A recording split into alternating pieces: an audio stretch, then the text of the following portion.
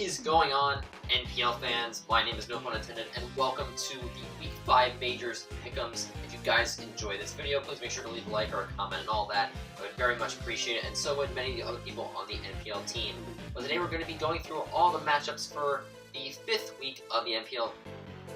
Oh, wait a minute. You guys even hear me right now? Okay, yeah, sorry about that. I did not realize I was in the void, but apparently I was. And hopefully my audio settings are configured correctly, unlike last week. See, this is the first time that I've ever had to learn how to properly utilize OBS with a Discord call on a Mac, and there's just a lot of plugin crap that you gotta deal with, and it's a long process, and I don't want to go over it again. So, please excuse the construction that's going on in the background. But yeah, we're going to be talking about all the games that are coming up for the upcoming week in the National Pokeball League. So with that in mind, let's go over what happened in week number 4. It was a pretty mixed week all around, as most of the analysts finished at 500. A couple guys like Baton managed to do quite a ways better than the rest of the pack, but the fans are still leading in terms of the actual overall record. As for my picks, which you didn't get to hear back in week 4, Phoenix Sunflora versus Baltimore Braviaries, I thought Riz would be rusty. He wasn't. Montreal versus San Francisco came down to luck, and I lost luck, which is not surprising. Danza got a big win. Tried to get a high five, didn't get it. He's still 3-1, so that's cool. I managed to nail the upset pick of Attack Spectans over the Soul Rockets. I believed in Ace. Perhaps I shouldn't have. He's been very inconsistent this season. Not surprising that Cheese would be able to take advantage of a coach who didn't have his heart fully set in the game. Sydney Sharpedo's Gypsy winner. What a surprise. And Gotham City Goalers versus Illegal Fable was pretty much a toss-up.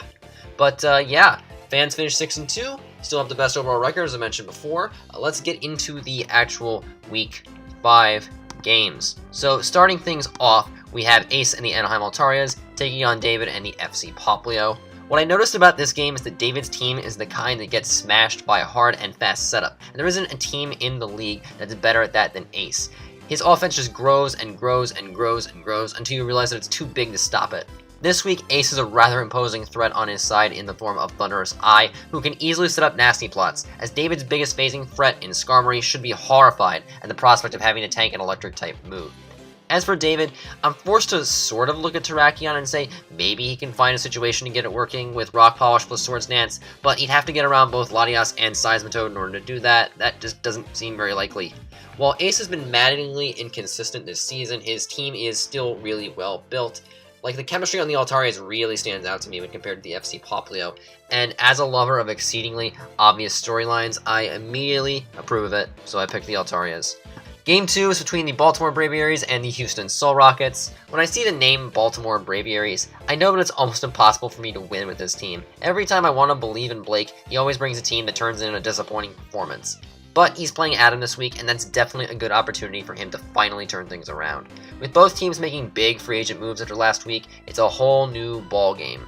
Pokeball game. Whatever you call it. So, starting with Week 5, Blake traded away his Infernape. He now no longer has a Fire type on his team, but he does have Mega Pidgeot, and that mod is really good at taking advantage of teams with awkward flying resists. The Houston Soul Rockets have awkward flying resists. At the very least, Adam has Mega Lopunny that can revenge it, so it can't get any real consistency in the game, but switching into a Hurricane, that's a tall order. Adam, however, can also take advantage of Blake's relative bounce style with Dragonite. That boy is powerful, whether with setup or a choice item. Blake doesn't quite have the bulk to be able to reliably survive attacks from it, except for Melodic, but Melodic is going to have to do a ton in this game. It needs to check Blacephalon, it needs to check Hippowdon, and if Blake doesn't bring Defensive Mew again, it needs to check Mega Lopunny. But if he does bring Defensive Mew, how does that stop Blacephalon or Superior from getting their special attack boost that they love to get? It's easy to wear Blake's team down, so Blacephalon will find a way to get its beast boosts, Surf will find a way to get its Leaf Storm contrary boost, and if Adam puts up screens with Klefki or Mesprit, who are two of the most consistent screen setters in the game, that would give those two the advantage. So yeah, Adam is my winner pick, which means that Blake will end up exceeding my expectations and win, and should thank me anyway for going against him. We now lead into the Phoenix Sunkern coached by Cheese against the City Sharpedos coached by Gypsy. This seems like another one of those games where Aegislash may well prove why it's ban-worthy. A physically defensive set is really obvious here to shut off Cheese's Tapu Bulu, Jirachi, Gigalith, Hawlucha, and Stoutland. Obviously not all 5, I'm a realist, Aegislash isn't that cool. But Gypsy has the defensive backbone, other than Aegislash, to be unpredictable enough with the switch-ins. Mandibuzz can also potentially be a really strong defensive threat against Cheese and his scary offensive Pokemon. Cheese doesn't have the best ways to hit Mandy super effectively. Perhaps Kyurem Black, who unsurprisingly does break down somewhat bulky teams well if it comes in at the right time. But unless Cheese goes Bandit or Specs, Clefable will show itself at that particular moment and just heal and not die. Kyurem Black, however, is not enough for me to sway away from picking the Sydney Sharpedos. Gypsy's too smart to let one mon completely overpower him like that. He has a lot of potential revenge killers, too. Cheese, meanwhile, has breakers that normally can put in a lot of work against most teams, but not with Gypsy's defense. Not with having to worry about Aegislash, Mandibuzz, and Clefable. And anything Gypsy has with base 100 speed or above will be able to get clean hits off as it outspeeds Jirachi. Say hello to Nihilego and Mega Medicham for me, Cheese! Yeah, Gypsy is too strong 99.9% of the time. He has the matchup, and he has the innate ability to see turn 10 of the battle while he's prepping 3 days before. Now, has anyone ever said that in Draft League Analysis? I am the first, which means I'm the greatest. But speaking of greatest, we have Rob and the Gotham City Golurks against Murk and the San Francisco Regigiants. This is going to be a fun game. I've said many times, and even though Mega Altaria was the first ever pick I made in Draft League, it's proven to be incredibly underwhelming in execution. This game, though, might give it the opportunity to bust past Murk's defensive core of Alomomola and Umbreon. Murk can't rely on anything to outright check it, besides one mon, which we'll get to later. If it's Dragon Dance, then Scarf Top Lele may be able to do something, but that would be a huge waste of Lele's potential. Kartana dies to insert Fire move here, Heatran could be lost to potential Earthquake, and Zapdos can't touch it with any of its attacks. So the breadwinner for the Regigiants is going to be the one mon that can check Mega Altaria. Mega Venusaur. At the very least, it has reliable recovery, and Rob literally had to pick up Alakazam just so he could get around it. But Alakazam doesn't switch into anything. For Rob to topple over the gigantic threat of Mega Venusaur, he'll need proper setup, which thankfully he has a lot of. Anything that can overpower Alomomola and Umbreon, you'd best take advantage of it because those guys are fat. So, with all of that fluff in the middle, who do I think has the advantage?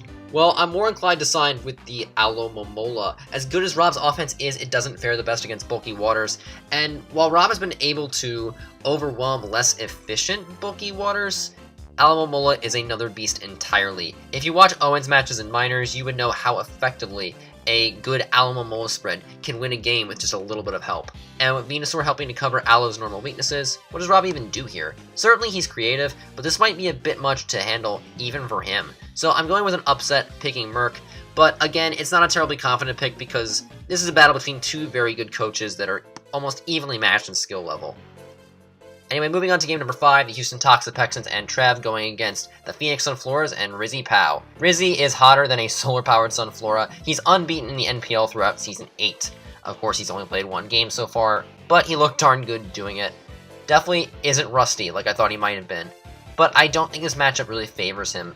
He has very few mons that can be classified as breakers, and when you're playing against Reuniclus and Salamence, you need those breakers to get consistent kills out of your team. The way the Toxapexans play their matches, it's all about switching around with mons that survive 2 or 3 average-sized hits, and then hitting back. Reuniclus and Nidoqueen easily embody this trend, and Riz does not have obvious switch-ins to either of them, especially if a Alolan Persian can throw off some party shots. The one exception Riz has is his Yanmega, who outspeeds a lot of mons on Trev's team. The only mon that may have a shot to check is Mega Mawile, because it 4 times resists Bug Buzz normally, and even from Tinted Lens, it won't take it that much.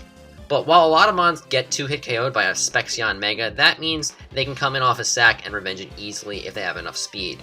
Yes guys, Yanmega does have a flaw that isn't its 4 times Rock's weakness, but Trev can easily pivot around it in a manner that prevents Riz from properly gaining a foothold in this game, and he proved he can win without crits last week when he upset Adam. So yeah, I'm actually going to stick with Trev. Moving on, game number 6, the Los Angeles Reshiram and Matty Brawl going against the Los Angeles Clefable and Gregulator. My soul hurts having to pick this game. This one is hard to figure because both Matty and Greg have very few battling flaws, and they're both so darn likable. But if I had to pick a mon that will give one team the advantage, it would be Matty's Celesteela. Basically, most of Greg's offense can't handle a bulky steel flying type without teammates getting in a few prior shots. Lando, Scolipede, even Toxicroak are going to be hard-pressed to get past it. Sorry Greg, I know you wanted Toxicroak to work again. Raikou, I think, can also force Greg into some awkward positions, as is usually the case when your ground type is 4 times weak to HP Ice, and your grass type is 4 times weak to Signal Beam. Unless Greg can rock the boat with a potential specialty defensive Mega Charizard, that's not going to be fantastic for him to deal with. Momentum in general isn't, and neither is Matt's fat breakers like Azumarill and Swallow. Matty's got one of those chokehold wrestling moves coming for Greg, and I don't think he's going to see it coming. Just way too much offense coming from all angles. And then Greg still has to worry about the defensive prowess of Celesteela. Yeah, no reason for me not to take the Reshiram's here. Anyway, we move on to one of those old-fashioned slam fests that we'll be watching the internet for generations and generations to come. The Los Angeles Nidokings and the Tampa Bay Frogadiers. Generally speaking, I've supported Danza this entire season because I am a huge fan of aggressive offense in Draft League, but this matchup for him seems a bit shaky, as Verd actually has a few mons that can handle him quite well. Gliscor and Necrozma are very good at sustaining themselves with their base stats, typings, abilities, and recovery. Danza will have to exert to get past them. While Mega Diancie will also make Danza pretty sad, as it outspeeds his entire roster save for the flying type Torn T, and that thing will need to land an Iron Tail to have any chance of taking it down. With those 3 mons, as well as Verd being one of the hotter teams in the NPL, rolling off 2 straight wins, I gave the win to the Frogadiers. And finally, we have another new coach coming in, Togavor and the Portland Timbers, going up against one of the best performing teams throughout NPL Season 8, Astro J and the Montreal Habsols. Last week, I believed that the great and wonderful Rizzy would take a while to get back into the groove of NPL battling, and I was completely wrong. Riz came ready to play. Apparently, I haven't learned my lesson because I don't see Tog quite having a handle with the squad he inherited from Dan. It's still that same problematic squad with not many switch-ins to attacks, and while his new Alolan Ninetales can help out with Aurora Veil summoning, Astro has quite a few defoggers and mons that can run Brick Break to the point where I think Ninetales will be overwhelmed. Let's also not forget about Ditto's utility of being able to copy the boost of Tog's setup mons, which are his best means of offense. He doesn't have a bunch of immediate breakers save for Hoopa, and a Scarfed Hoopa being copied by a Ditto does not seem fun to face off against. Which is why I'm going with Aster, and I'm going with him as my lock. He's only lost once this season, and he's definitely talented enough to get the job done. But that is going to do it for week number 5. I want to thank you all so much for watching. Please make sure to leave a like and a comment if you enjoyed the video. Subscribe to the NPL channel for more videos from our analysts. Check out the NPL fan Discord server to get in your picks for the next week's worth of games. And follow us on Twitter as well for updates there.